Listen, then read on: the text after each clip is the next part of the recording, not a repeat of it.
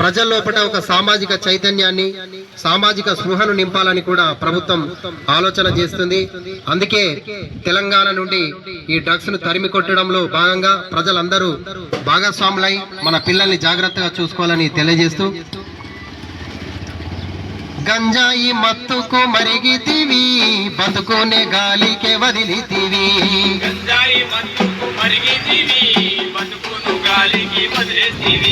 భ్రమలల్ల నిండార మునిగితివి మనిషన్న సంగతే మరిసితివి,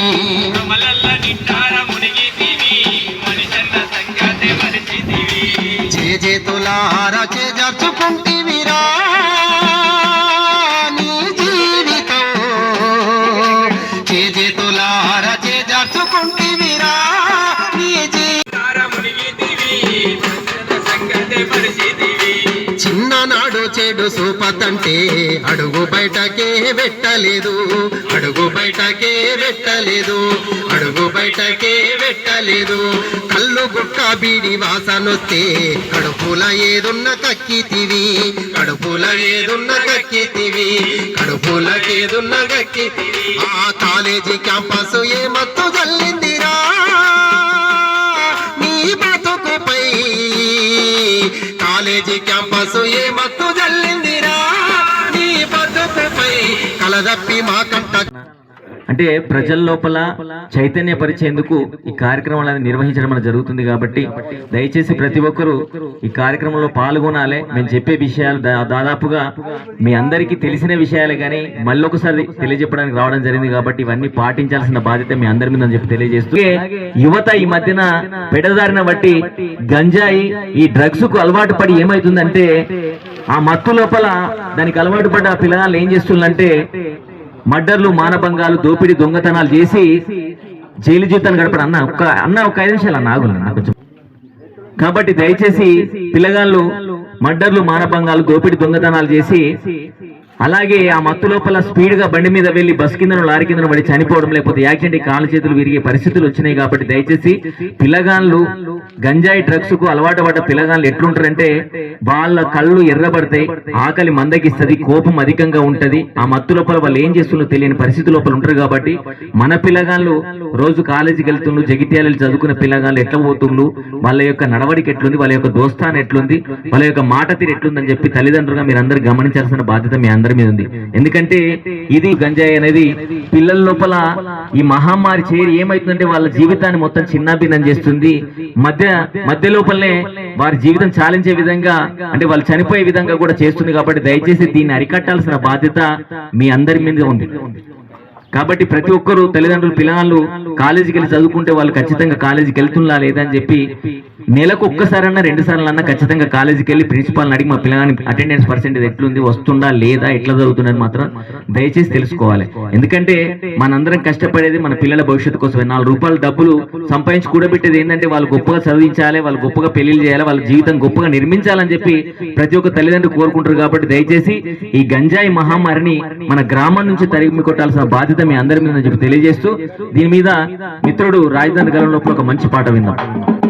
ఇప్పుడు నిర్వహిస్తున్నటువంటి ప్రజాపాలన ప్రగతి ప్రణాళికలో భాగంగా 99 రోజుల ప్రణాళికలో మరి ప్రభుత్వ సంక్షేమ పథకాల అమలుతో పాటు సామాజిక అంశాలపై కూడా అవగాహన పరచాల్సిన బాధ్యత మాపై ఉందని చెప్తూ జిల్లా కలెక్టర్ గారి మరి ఆదేశాల మేరకు మరి గ్రామ సర్పంచ్ గారు మహేష్ గారు అట్లాగే సెక్రటరీ గారు ఆధ్వర్యంలో జరుగుతున్నటువంటి కార్యక్రమంలో అందరూ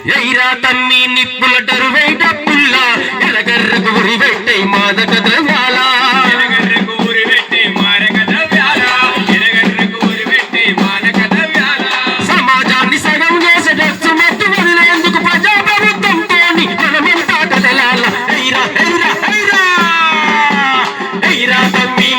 తరువైట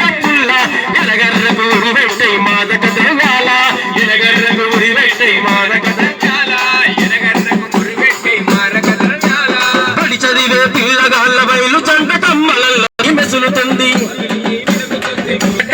అంగట్ల మానవ మారతుంది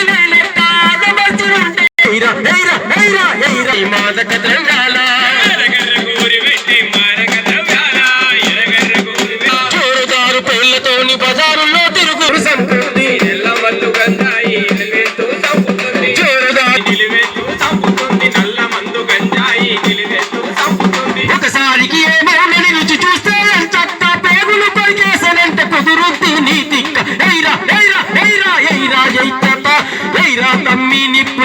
పల్లెటూరులో గంజాయి ఎక్కువ ఉన్నది. ఈ పిల్లగాళ్ళకైనా చాలా తల్లిదండ్రులు ఇంట్రెస్ట్ పెట్టి వాళ్ళను కొంచెం నడకలుగులో కొంచెం చూసుకోగలరని విజ్ఞప్తి చేస్తున్నాను.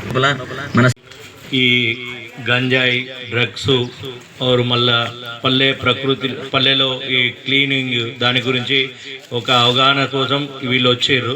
దీని గురించి ప్రతి ఒక్కరూ ఆలోచించి అందరూ ఏది ఉన్నా కానీ పిల్లలకు కానీ తల్లిదండ్రులు పిల్లలకు కానీ డ్రగ్స్ సేవించద్దు, ఇది మన గంజాయి కానీ అది తీసుకోవద్దు అన్న విషయం చెప్పాలి. మీరు అది చెబుతూ ఎట్లా ఏంది ఇంకా ఎట్లా నడవడిక నేర్చుకుంటారు పిల్లలు ఎట్లుంటారు అన్న ఉద్దేశంతో మీరు తెలుసుకొని స్కూల్లో కానీ స్కూల్లో అంటూ ఉండదు కానీ కాలేజ్లో అక్కడైనా మీరు విజిట్ చేసి ఒకసారి తెలుసుకోవాలి.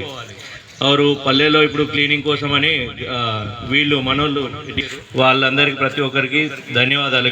ఎందుకు అని అంటే ఇప్పుడు మనకు అవగాహన అనేది ఇంపార్టెంట్, తెలుసు ఇది ప్రతి ఒక్కరికి, కానీ వాళ్ళు చెప్పే విధానం అనేది ప్రజలకు వచ్చుకుపోతుంది. దానికోసమని థ్యాంక్ యూ మీ అందరికీ, థ్యాంక్ యూ సో మచ్.